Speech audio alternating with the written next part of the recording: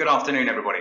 My name is Michael Freeston, Director of Quality Improvement here at the Early Years Alliance, and I'm joined today by Lindsay Weston and Sian Ansell, Specialist Early Years Teachers for A Better Start South End. Hello. Hello. Today's topic is the home learning environment, a topic which is very close to government policy, and as practitioners we are always keen to ensure that our partnerships with parents support children's learning as best as possible, and fits in with the series of webinars we've been doing on behalf of the DFE, funded through the Voluntary and Community Sector Scheme. My role today is to act as chair and to feed in any questions that come from colleagues into the discussion that Sian and Lindsay will lead us through. For those of you who have not attended a webinar before, don't panic.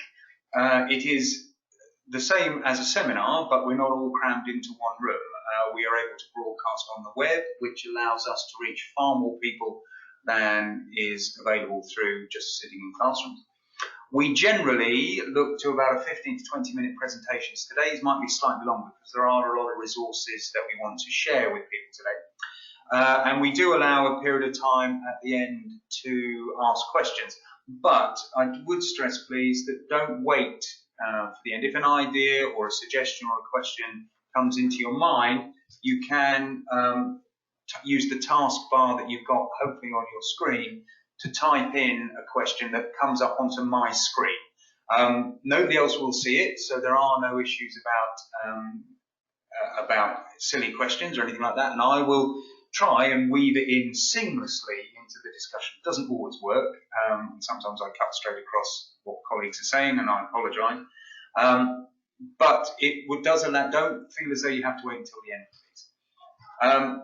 Right, as I've indicated, this is the last out of a series of webinars that we have hosted over the last few months, covering all the topics that you see on your screen there. All of the recordings are available on the Early Years Alliance's YouTube site, which you can access via our own website or direct through YouTube. And I would recommend them to you. They combine to make a really strong set of resources.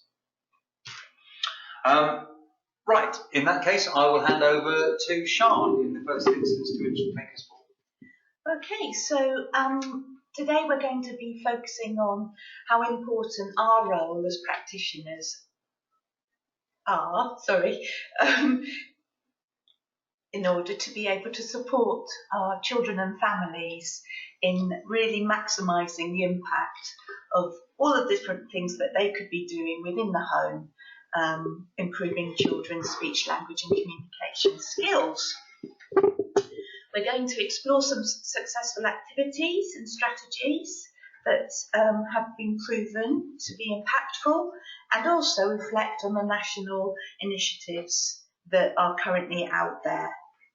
I think the most important thing for us to remember is, as a setting and as a key person, we are the conduit for parents and carers, so they understand the quality of their home learning, what it really can do, and the important role it plays.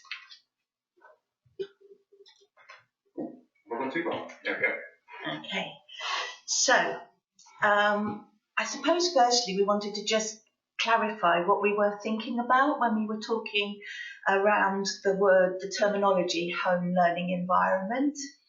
And so this is a definition that we feel sums up the potential quality of what that is. So if you'd like to read the slide, I don't think there's anything contentious there. But I think the important part is that implicit and explicit learning support that you can receive from children's caregivers. When it says home, does that imply just indoors? No, it's all-encompassing, yes. Michael, the holistic experience, exactly. Really. I think sometimes we forget about, there's that old saying, isn't there, community raises the child. It's like a three-legged stool. So it's about valuing the community that the child and the family are living in, their wider family and friends, and then the close-knit circle around that child. So we're focusing as much on this phrase of environment in its wider context. Yeah, definitely. Thank you. Okay. So, as Michael suggested right at the beginning, the focus very much from governments is around working closely with parents, supporting children within the home. It's a statutory requirement of our early years foundation stage. And I think sometimes it's good for us to remember that parents, no matter what their experiences are their own child's expert. They are their own child's advocate. And sometimes by us building a respectful relationship with children's parents and carers, we enable them to feel empowered and to recognise how important they are for their children. Sometimes so much stuff gets in the way that clear message can get lost. So it's nice to reflect on that. Okay, so as Sian has hinted at, building relationships is key, and I think it's really important to point out that the home learning environment is really inextricably linked to this idea of the parental engagement, and the fact that we need to recognise some of our parents come from different cultures, and we have to consider the differences in the cultural background of our families. And really, it's about establishing the trust, because if you haven't established trusting relationships earlier on, then I'm sure, as you're all aware, it's harder to then have conversations with parents later on about what they do perhaps at home. So thinking about, your early first initial meetings with parents and ensuring that relationships are built on a trusting basis initially is really, really important. Now, you're always going to have some parents who are really, really keen to engage and play their part, and then some that we say are harder to engage. But hopefully some of the ideas that we're going to discuss today shouldn't be too difficult for most parents to have a go at doing, and I'm sure you'll find a lot of your parents are already doing some of these activities that we will suggest. Okay, so really this is all about the idea, it's not what you have, it's what you do. So what we wanted to consider here is, if you are a one-parent family living in temporary housing, then obviously you can still make a difference to your child's speech, language and communication development as much as a family, I don't know, living in a multi-million-pound house could. Because the most significant thing, as we've suggested on this slide here, that makes a difference is parents who give their children their time. Now, we know that parents have different things they have to consider, work commitments or not, different family constraints, different things are put into their family everyday lives. But if we can get that little drip, drip, drip, just a little bit of special time a day can make a huge difference regarding communication and language, then I think we've all made a positive impact. And studies have shown that the following home learning experiences that we're going to discuss really can impact positively on children, particularly their language development. And what's best is that they are free. So if you are a parent that's living in the temporary housing on your own, it's not going to cost you a fortune to do.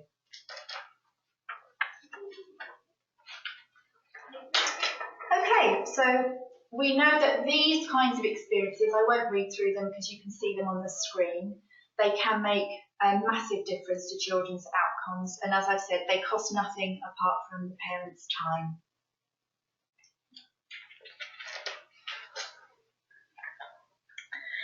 time. Okay, so the following slides may be sort of obvious to you that are going to be following, but I suppose really we wanted just to give you some history, where they came from.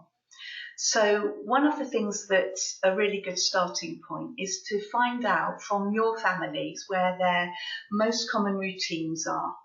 And in the settings that I've been supporting, we were encouraging everybody to ask their families, what are their most common routines? And then we could then think about potential language opportunities that they might be missing. So you're building it on what they're doing every day. Absolutely. Anyway. And not really assuming, because one of the things that used to sort of sometimes annoy me a little bit was the assumption that if we established meal times, families could talk more. But with the families that I was working with, quite often there wasn't that opportunity, or it was a very stressful time. So actually it wasn't a good time for talk.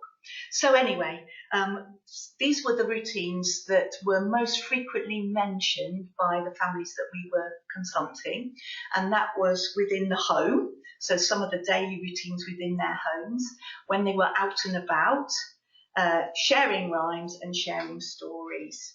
Okay, so as I say, as practitioners, you might be thinking, actually, these are really obvious. But for some of the parents and families that you work with, having somebody to re-establish the importance of these routines and helping people to establish them, if they're not already there, is key. And never assume that parents are aware, when we're having bath time, this isn't a chore, it is actually an opportunity for our children to play. And as they're playing, as they're relaxed, of course, they're in that maximum learning moment, so they can remember all of the different things that they might sing, explore and experience during that bath time half hour. So this slide here that we've got up at the moment says language at home. You might like to take a copy and send these home in various forms, which we'll talk about at the end, with your parents, just as a little reminder. Some of them may look at it and go, oh brilliant, we're doing that already, but seriously, as Sian's mentioned, we were quite surprised. It comes as very basic, obvious information to us, but some of their parents did not know these were opportunities to be exploited. And I think when we're talking about language at home, let's not forget, as I mentioned earlier on with the cultural differences, that if we're talking about EAL parents, we're encouraging them to speak to their children in their home language. Okay, so that's really, really important. Okay, the following one continues, telling us about screen time and watching TV, for example. And I think that's an important point. A lot of people get a little bit worried about screen time, but as we've said there, that it's all about the parent sitting and watching and commenting alongside what the child is watching. So as long as there's that dialogue taking place, whilst the screen time is being observed, then that's absolutely fine. It's what we don't want to encourage is parents plonking children in front of screens or TVs and just letting them sit there on their own and not having that important interaction. Nappy time, you may have heard the phrase nappy chatter matters. Again, a great time to bond, as it says on there, repeat sounds or words. And basically what we're going to do now is lead into an example of a video that's come from the Communication Trust. And again, you may like to think about sharing these clips in whichever way you feel best, and actually share these with your parents for reassurance purposes and or for a learning experience. Right, we'll see if the technology is going to work here, which screen it turns up on, we shall see, and then if I can get back to the presentation afterwards. Wish me luck. Please do let me know, audience, that you can see this and hear it.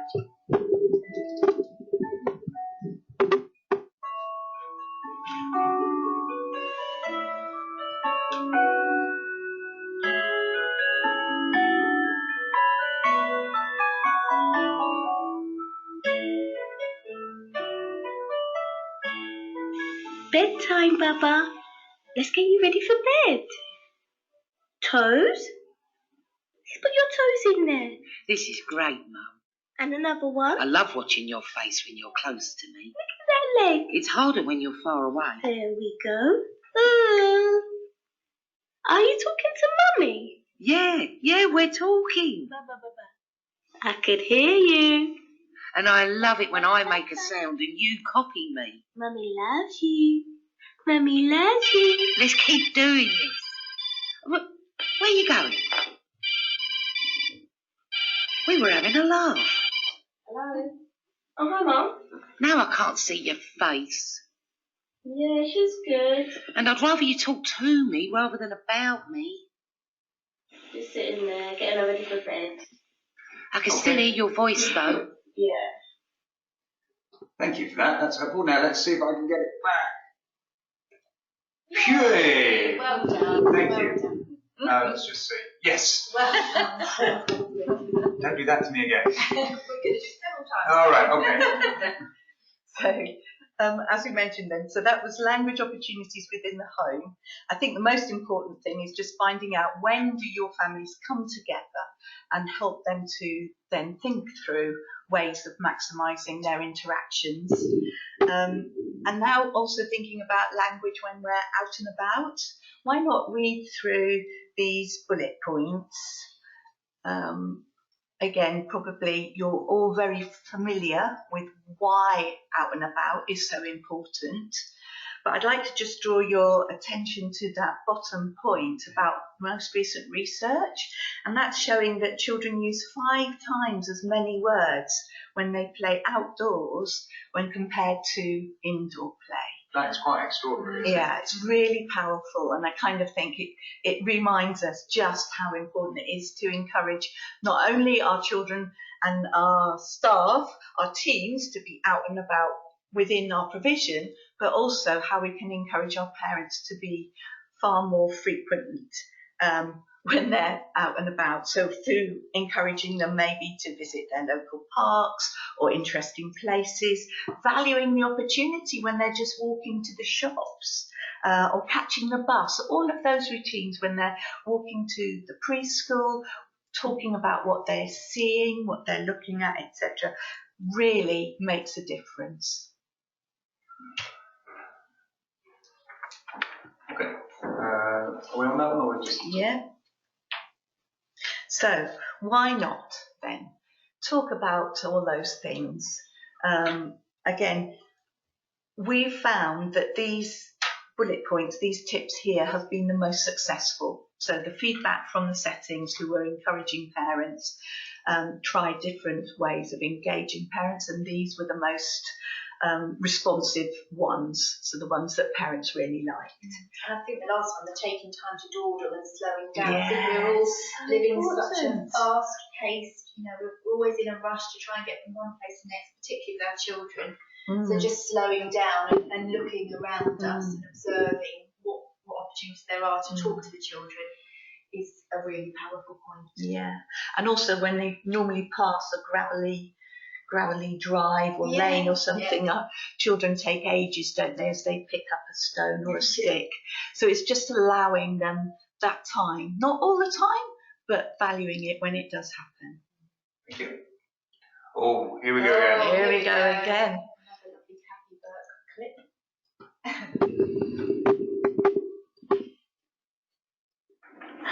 Here we are. There we go. Let's do your quarter, babe. Let's do your quarter. I'm going to go on the bus.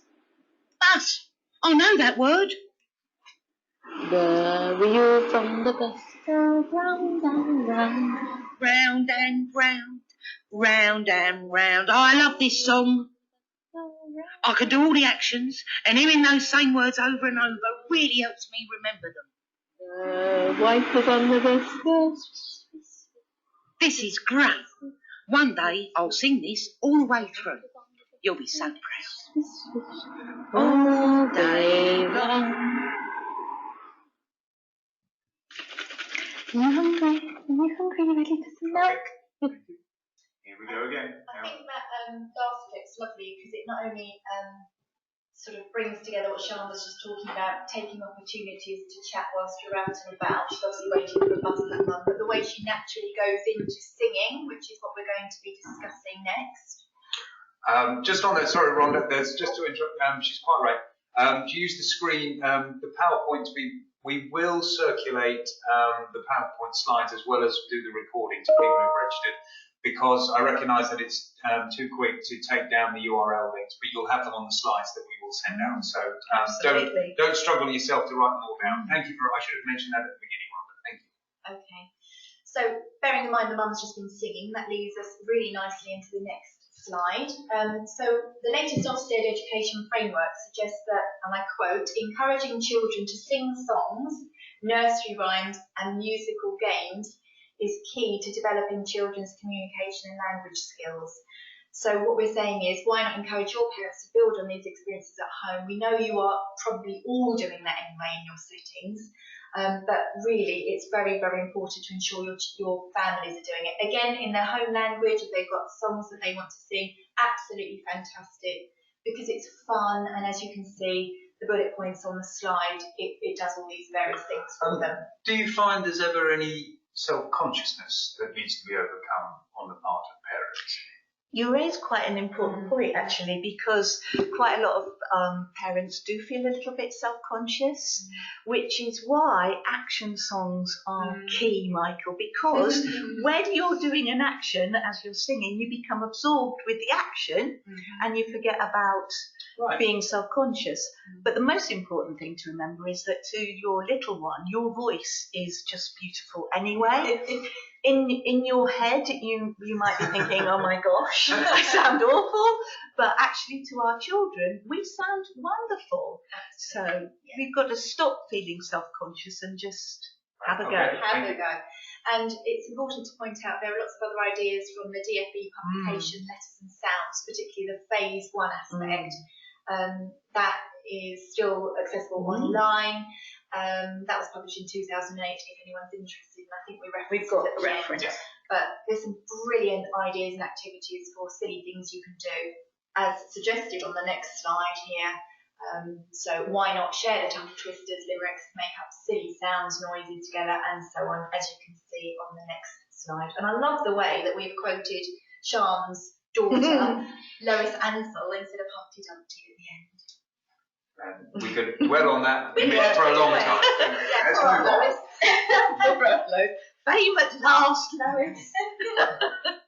I think the other thing just to mention is, however creative and imaginative we can be in encouraging our parents to engage, the better. So one of our settings recently created little nursery rhyme bags, and one of them was 10 little bottles, as in very small bottles. I can't advertise clearly, but some people drink it in order to help their digestive system. Does that give a clue to those little bottles? But anyway, they became 10 green bottles, and it was to support bath time. So they took them home and played with those 10 green bottles whilst they had their bath time, and parents loved it. Okay. I'm just seeing the last comment here in terms of stories and sharing. Don't just plough on regardless. No, absolutely. We will get to the end of this book.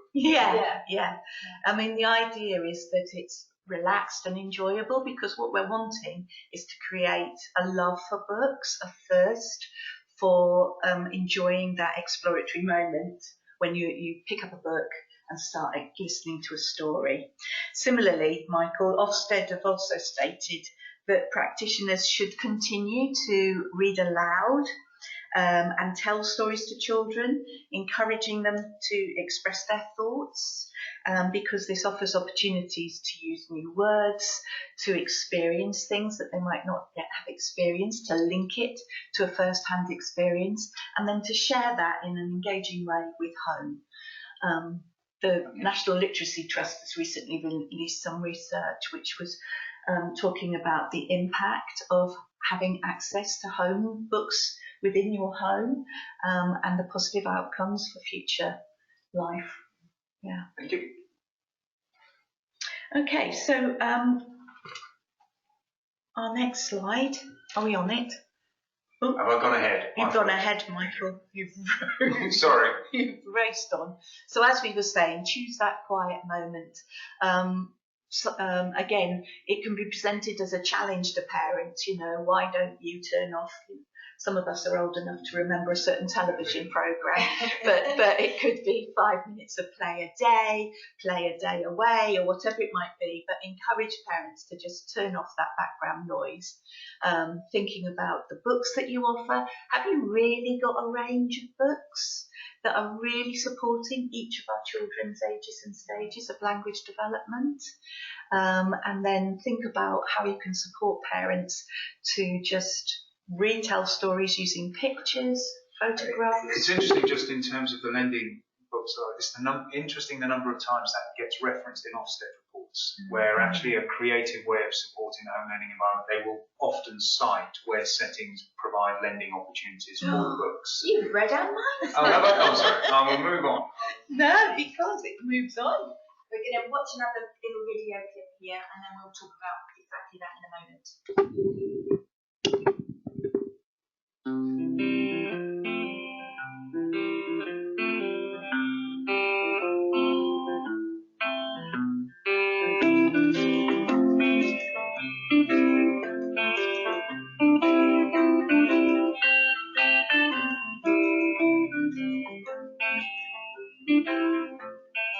Come on, darling, let's read a little story before bed.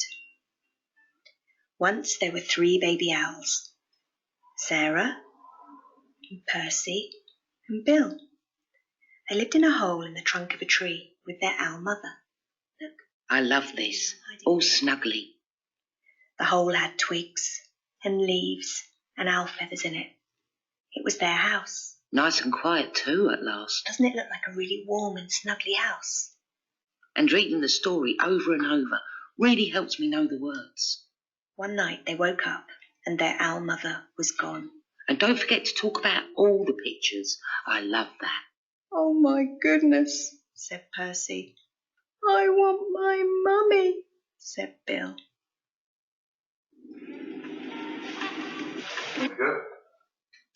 Okay, so really coming back to Michael's point about Ofsted liking the fact that some settings are giving parents the opportunity to borrow books, and obviously we would encourage all settings to have joined a library to encourage their parents to be able to go and access the books in the local library, but it's not always possible.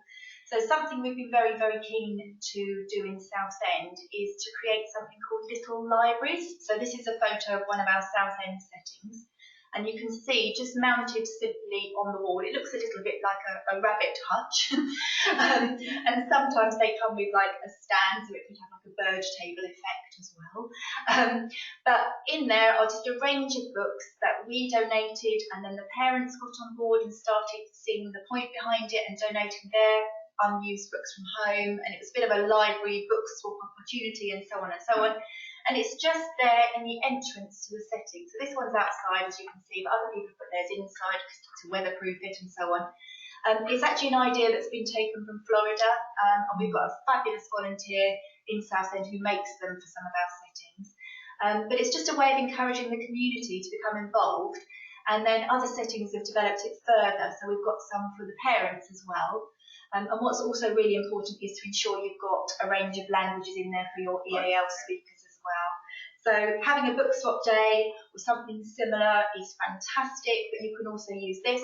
We've also encouraged, unfortunately it's defunct now, but we had a mobile library that used to drive around and visit our settings at Southend, and that was a great opportunity for parents, carers and children to access books as well.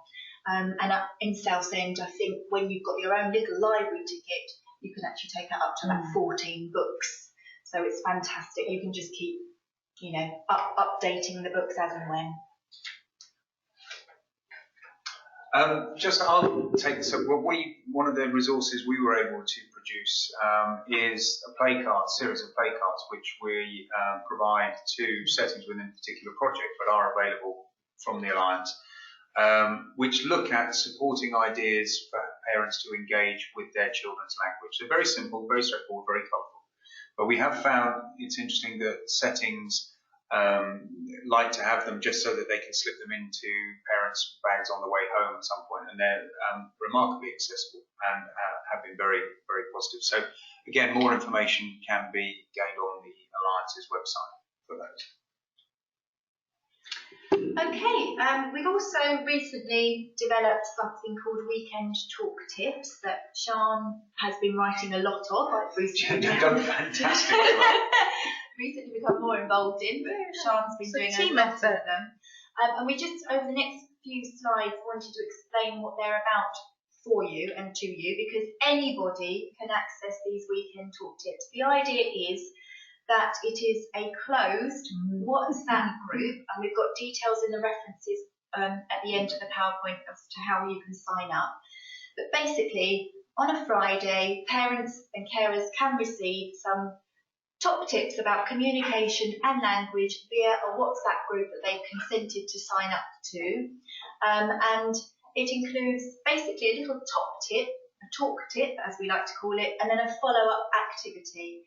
So the parent, if they've decided to sign up, will get 2 WhatsApp pings on their phone within about 5 minutes of each other. The first one is a tip, as you can see, and then the second one is a little link. So for example, here it's all about, I don't know, naming and extending your child's vocabulary, as you can see on the left-hand side, and then on the right-hand side, here's a little idea to try. Have you ever thought about making a bird feeder out of a pumpkin? This was obviously National Pumpkin Day, as can be seen on here, to do with Halloweeny. Yeah, exactly, without mentioning Halloween. If we go to the next screen, Michael, you'll see it. Just had a question in from Susan in terms of using a WhatsApp group and what's the data protection element. Just I can clarify that. We use WhatsApp broadcast, which is different from a group because it does not notify anybody else of the mobile phone numbers that are receiving it. So it's perfectly anonymised, and we structure it through a WhatsApp broadcast. I wasn't aware of WhatsApp broadcast before we did this initiative, but it has worked extremely well. And all the consent details where we promote through settings, we have invitation letters, all of which sign up and demonstrate how we will use the information for no other purposes, etc. All GDPR compliant. So when we get to the reference points at the end, we can make sure that all of that is covered to reassure you and your parents. Yeah, and what's really powerful with these, if we go to the next tip, there's another one on there. We did No Parents Day Wednesday a couple of weeks ago, as you can see. What's really important is if we get the practitioners, if you as practitioners sign up to the tips, as well as the parents and carers signing up, then what we're finding some of our South End settings are saying is it's opened up more of a dialogue. So you're actually engaging the parents because they're coming in and talking about what the tip was at the weekend, and we tried this activity and it was brilliant and blah, blah, blah. And also some of the settings are aware that some of their parents haven't signed up, so they're actually putting some of these activities into their planning, so they then know that all of their children, hand on heart, are actually experiencing some of the suggestions. So thank you. And there's a final slide, I think, that shows another one. Oh, the acts of wildness, yes. They are tremendous. I would recommend them to people. And there is no feedback requirement. It's an invitation to get involved. And those have been, people do proffer their comments in terms of how valuable they use them. But there is no requirement, there's no test, there's no assessment. It merely is just a resource that we provide to try and allow them to engage and support their children's language and communication development. Okay, so other national initiatives that you might be aware of or may not be aware of, but certainly that we would recommend as ways of engaging parents. Yes, there are 4 of those communication trust films.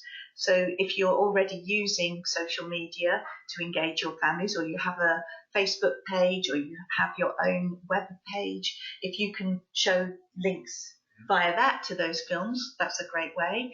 Hungry Little Minds campaign has got lots of ideas and clips of film. Small Talk. How are we doing for time? No, we're fine. Well, okay. I'll just run them through. Just again, I'll say to people that we will make these slides available and we can email out the PowerPoint slides so that people have these references to then be able to access them. If you wouldn't mind going back to that one then. So with the Hungry Little Minds campaign, whilst it's part of the government's response and encouragement to support parents and carers' home learning environment and speech and language, it's really a collection point of lots of ideas. It breaks a child's life into age groups, so different categories, 0 to 6 months, 6 to 12 months, and then as a parent you would click on whichever age your child is, and then it comes up with some little ideas, which is also similar to Small Talk, which is our next one. Yep. So the Small Talk, I'm talking over. Simile breaks it down into different activities, but these are broken down into 3 sections, and the headings for those are chat, play, read. Yeah, I like it. And then there's 5 age sections from birth to 5 years. So we would highly recommend you have a look at those. And then finally, we've got the book start. So that's got a section on it which translates, as you can see on the slide, key tips around reading into all sorts of languages. So they're really, really useful, and I think it may even have some examples of some stories on there as well that are read in different languages. So also you click on the section that's entitled Choose an Age and Stage. It's really helpful as it details the kinds of books that you can choose for children in that particular age group. So it's got some really powerful suggestions of quite well-known books, and maybe some that you haven't come across, so you might like to have a look at those to share in setting as well. It's also got some storybooks, games, and bits and bobs, other bits to explore on there, so we'd recommend that. And Words for Life. Similarly, that's also a good site for tips for parents for their home learning. You can see it's pretty much, as you can see, the different age sections on there, milestones, fun stuff, tips and info, and books, and then some little other key areas, songs and rhymes, bits for dads. Yeah. Sorry. The Songs for Rhymes is brilliant because if you open on that, then you've got links directly to singing songs. Yeah. So for parents who might not be so confident with some rhymes, they can hear them. Okay, so finally, just to kind of pull ourselves together, kind of thing. So what? So this is the so what really, is thinking about how you may currently be sharing top tips, how you might like to develop opportunities to increase the opportunities for sharing those ideas with parents. You might be thinking about how you do it face to face, or you may be using Tapestry or some other such online learning journal platform. It might be through your website, it might be through Facebook posts. You might yourself like to start your own little WhatsApp broadcast group, or you may be using newsletters. The main thing is being able to show that you are interested in the way that your families interact with each other, and that you're maximising the opportunities to model and demonstrate and encourage parents to have a go at home as well as when they're with you. So I suppose in the great Mary Clay tradition, you've got to look to yourself first. Are you the best model that there is? And I'm sure all of you tonight, as you log off, will be thinking, yay, I am. Thank you. Again, is there anything particularly you'd like to draw our attention to on these, or are these just the resource that people can have They once they... are the resources, but as you can see, if you were interested in finding out more information about the weekend talk tips that we were discussing earlier on, that WhatsApp group that's currently in play, then Sarah's email, she's happily said she'll share it before. She might be listening now. No, I'm not. But yes, she is. So you can contact Sarah to find out some more information of how to get those talk tips. But Michael, can I just ask, will that be finishing in March 2023? We will continue. We are looking at ways to sustain that beyond the end of the project. Sure, we've got more tips to write. Oh my giddy up. They flow so naturally. Okay, just as people, I hope you found that as stimulating as I have. I wasn't aware of some of the websites there, but there does seem to be a huge amount of resource available. The question is to reflect on how it applies best to the parents with whom you work. So for those of you who are regular webinar attenders with us, they'll know that I sort of waffle on for 2 or 3 seconds just to give people an opportunity to make any questions or comments, seeking further clarification or anything that they'd like to share about their experiences. But if that isn't the case, then it just remains for me to say thank you to Sian, Lindsay and Isabel, their other colleague who's not with us today, for not only for today's interesting and valuable webinar, but for the entire series. It's been a pleasure to host them. I've certainly learned loads, and hopefully those of people who've attended and also can access the recordings on the YouTube site will do the same. So thank you both. It's been fascinating. And thank you to everybody for attending.